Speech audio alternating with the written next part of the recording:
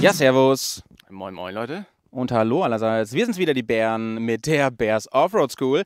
Wir haben wieder ein paar Tipps und Tricks für euch vorbereitet, die wir euch heute mitgeben und zeigen wollen. Heute geht es nämlich um... Zunächst einmal Kurven fahren und dann die richtige Linie finden, die Spur. Das heißt, wie ihr im Gelände fahrt, welche Spur ihr nehmen solltet und welche lieber vielleicht nicht.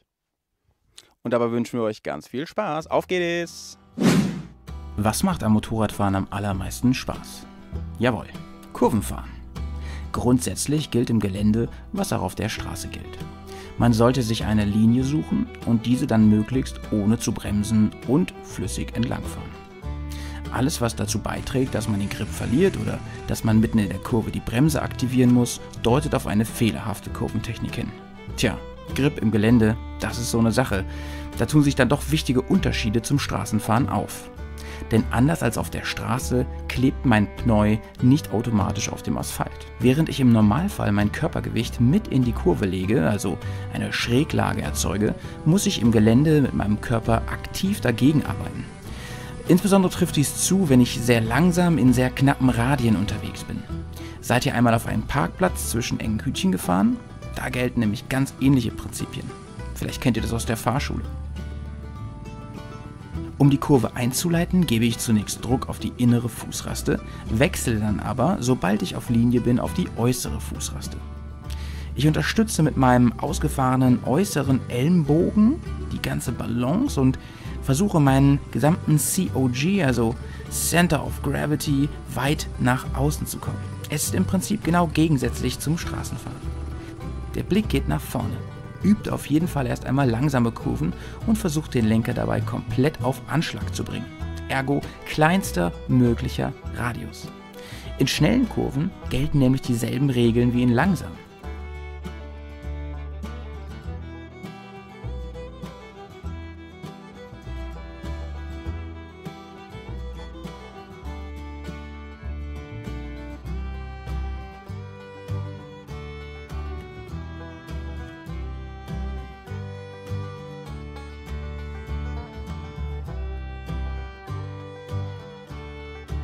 Seid ihr durch die Kurve, gebt langsam wieder Gas und verlagert euer Gewicht etwas nach hinten, damit die Traktion wiederkommt. Es sei denn, ihr wollt driften, aber darum geht's erst in Episode 5. Wir haben in der letzten Folge bereits darauf hingewiesen, dass der Blick beim Offroadfahren niemals auf den Vorderreifen, sondern immer ein Stück vor euch liegen muss. Die Faustregel: dort wo ihr hinseht, dort fahrt ihr auch hin. Der Trick ist, jederzeit ein Foto von dem nächsten Ziel etwa 15 Meter vor dir zu machen. Andersherum gilt auch, starrst du beim Fahren auf Hindernisse, wie zum Beispiel große Felsen, wirst du auch mit großer Sicherheit automatisch drauf zusteuern. Also, schau immer genau auf die Spur, der du folgen möchtest, und du wirst auf magische Weise dorthin fahren, bzw. dem Hindernis auf dem Weg dorthin ausweichen. Wenn ich eine Linie wählen will, gilt entschlossen und mit Druck lenken, Linie mit dem Blick auswählen, potenzielle Gefahren mit Abstand umfahren.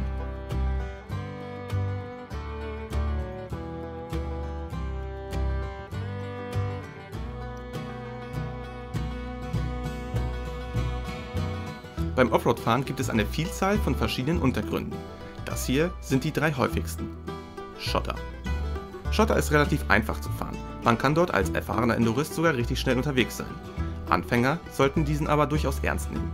Insbesondere ruckartige Manöver und scharfe Bremsungen können schnell dazu führen, dass das Hinterrad ausbricht und ihr auf der Klappe landet. Daher den Tank am besten fest zwischen die Beine klemmen und den Druck auf die Fußrasten erhöhen. Das gibt euch Stabilität. Dabei aber bloß nicht verkrampfen. Erinnert euch, das Vorderrad braucht Freiraum und muss sich bewegen können. Sonst gibt es einen wunderbaren Highsider. Ganz wichtig, niemals mit den Stiefeln auf den Boden schleifen, auch wenn ihr teilweise im Sitzen fahrt.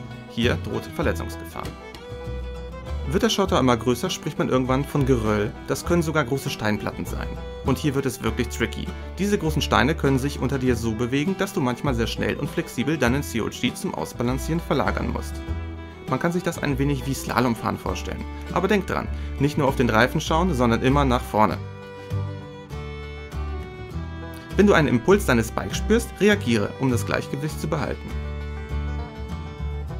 Geröll ist sicherlich nichts für Anfänger, erst recht nicht, wenn es in Serpentin hochgeht und auch noch dazu nass ist. Eine Art Königsdisziplin.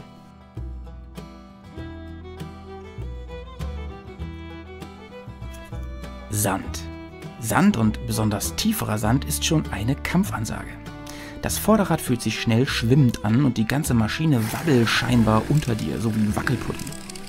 Mit der falschen Technik durch den Sand zu bügeln, das kann ziemlich schnell ziemlich anstrengend werden. Es ist ein natürlicher Reflex, in solchen wackeligen Momenten den Gashahn zuzudrehen und sich hinzusetzen auf das Motorrad. Leider ist es genau falsch. Für den tiefen Sand braucht ihr richtig viel Schwung. Besonders hier braucht ihr die nötige Stabilität, die ihr durch Geschwindigkeit gewinnt. Am besten fahrt ihr mit etwas vermindertem Reifendruck. Damit sorgt ihr dafür, dass sich das Motorrad unter euch viel bewegen kann. Anhalten ist praktisch verboten.